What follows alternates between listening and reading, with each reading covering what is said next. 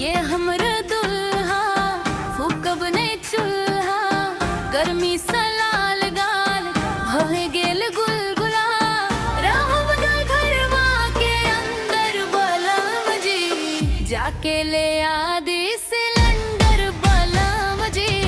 जाके ले आदि सिलेंडर बलम जी जाके ले आदि सिलेंडर बलम जी। गामक छोरा हमर देसी स्टाइल डीजे पर बजा सब भेल स्माइल जे भले खाली सपना छे बड़ा मेहनत से लिखे अपन किस्मत नया गर्मी में चूल्हा अब नहीं जरत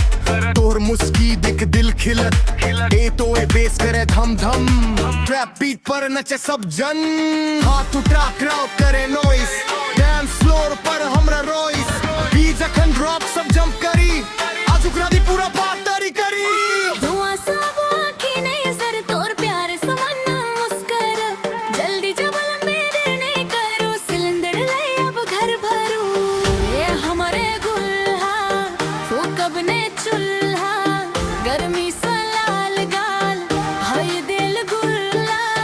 रहन ना भरवा के अंदर बलम जी जाके ले आदि सिलेंडर बलम जी जाके ले आदि सिलेंडर बलम जी जाके ले आदि सिलेंडर बलम जी।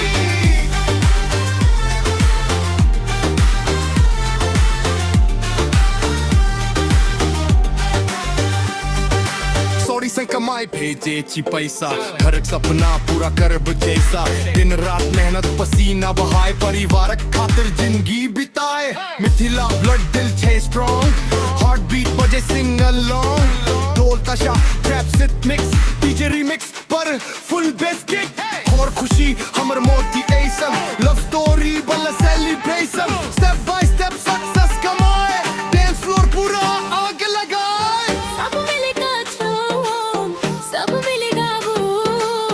आज कराती यादगार बनाबो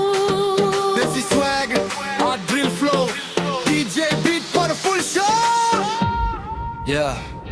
रमेश गर्मी हारल खुशी जीतल घर का सपना बस जीतल वॉल्यूम हाई लाइट फ्लैश डांस फ्लोर पर एनर्जी स्प्लैश hands up